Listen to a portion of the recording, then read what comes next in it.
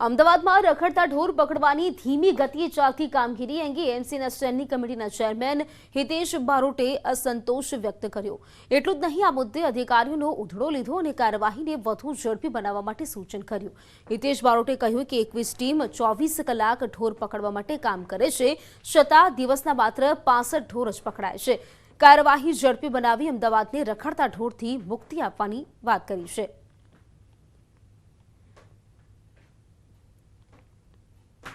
પણ જ્યારે ઢોર પકડવાની સંખ્યા હોય છે એ સંખ્યાની અંદર જે વિસંગતા હતી કે ભાઈ આજે 70 પકડાયા, કોઈ દિવસ 65 પકડાયા, કોઈ દિવસ 100 પકડાય, તો એનું વધુને વધુ વેગવંતી બનાવી અમદાવાદમાંથી રખડતા ઢોર મુક્ત કરવા માટે કરવું જોઈએ કે જો 21 ટીમો હોય તો આટલી ઢોર પકડાય છે એના માટે ગંભીરતાથી ધ્યાન કરી કામ કરવાની સૂચના કરવામાં આવી છે। તો વડોદરામાં સુલતાનપુરા વિસ્તારમાં આગ લાગવાનો બનાવ સામે આવ્યો। ઇલેક્ટ્રોનિક કેબલની દુકાનમાં આગ લાગી હતી। ફાયરની 5 થી વધુ ગાડીઓ પણ ઘટના સ્થળ પર પહોંચી ગઈ હતી, જો કે આગને બુઝાવી દેવામાં આવી છે। આગ લાગવાનું કારણ અકબંધ છે।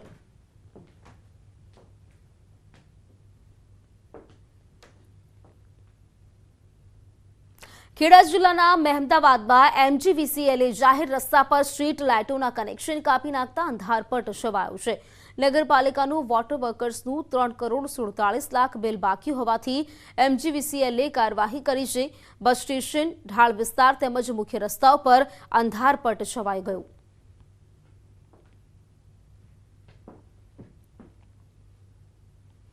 અમારે એના લીધે છે ને કે રસ્તામાં ગાયોનું અને અંધારામાં કોઈ આવી શકે નહીં। અત્યારે ગયડા માણસોને બી પ્રોબ્લેમ થાય છે અને સ્ટ્રીટ લાઇટોમાં બંધ હોય છે, એના હિસાબે ઢોરોના બી પ્રોબ્લેમ થાય છે।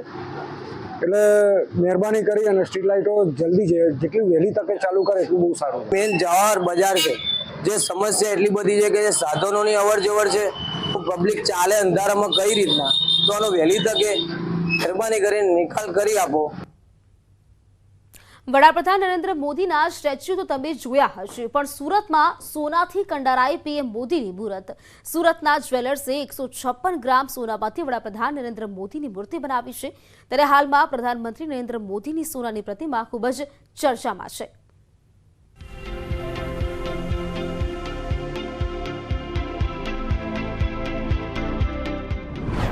સોનાથી કંડરાઈ પીએમ મોદીની મૂર્તિ।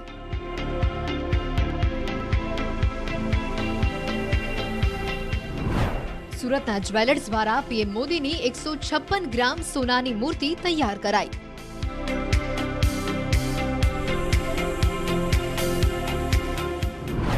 વીસ થી 25 લોકોની ટીમે 7 મહિના સુધી મહેનત કરી બનાવી મૂર્તિ।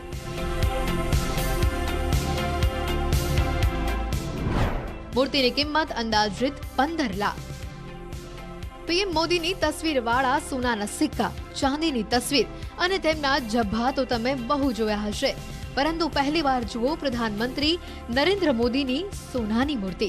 જી હા, ડાયમંડ ઉદ્યોગ તરીકે વિશ્વવિખ્યાત સુરતની રાધિકા ચેઇન્સ, જેનું બ્રાન્ડ નેમ વેલી બેલીએ વડાપ્રધાન નરેન્દ્ર મોદીની ગોલ્ડ મૂર્તિ તૈયાર કરી છે। 7 મહિના સુધી 25 કર્મચારીઓએ 18 કેરેટ સોનામાંથી મોદીની પ્રતિમા તૈયાર કરી છે।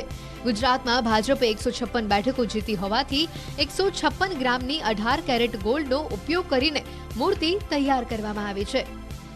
ये मूर्ति 18 कैरेट गोल्ड में है पूरी, और ये हूबहू अगर इस मूर्ति को आप देखते हो तो प्रधानमंत्री के एकदम जैसे उनकी आंखें हैं, जैसे उनका चश्मा है, जैसे उनका चेहरा है, पूरा पूरा। और 156 ग्राम इसलिए बनाया कि उन्होंने गुजरात में 156 सीटें जीती है।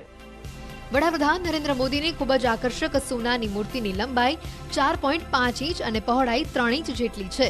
આ બેહૂબ વડાપ્રધાન નરેન્દ્ર મોદીની પ્રતિકૃતિ તૈયાર કરવામાં આવી છે। મેન્યુફેક્ચર દ્વારા પહેલા વડાપ્રધાન નરેન્દ્ર મોદીની જે હાઇટ છે તેને ઇંચમાં કન્વર્ટ કરીને ગોલ્ડની મૂર્તિ બનાવવાનો વિચાર કર્યો હતો, પરંતુ ત્યારબાદ વિધાનસભાની ચૂંટણીમાં જે પરિણામ આવ્યું તેમાં 156 જેટલી બેઠકો પર ઐતિહાસિક વિજેતા થતા તેમને 156 ગ્રામ સોનાની મૂર્તિ બનાવવાનો નિર્ણય કર્યો હતો। हिंदुस्तान में रहते हैं और हिंदुस्तान में लोगों को गोल्ड के प्रति काफ़ी सारा लगाव है, और ये नरेंद्र मोदी जी जिनकी और कुछ तारीफ मतलब कुछ शब्द बोलने योग्य नहीं, क्योंकि वो एक खुद में एक तारीफ है और उनके लिए भी लोगों की लागणी उतनी ही है, भावना उतनी ही है। इसलिए गोल्ड और मोदी जी को दोनों को स्वरूप को एक देके लागणी को और ज़्यादा बढ़ाया है। भावना की कदर करते हुए हमने गोल्ड में इसको उतारा है। ગોલ્ડની આ મૂર્તિ બનાવવા માટે 7 મહિના જેટલો સમય લાગ્યો છે. અંદાજે 20 થી 25 ડિઝાઇનર સહિત કારીગરોને ટીમે કામે લાગી હતી. હાલ આ મોદીની મૂર્તિ આકર્ષણનું કેન્દ્ર બની છે. Bureau report, news 18 Gujarati, Surat.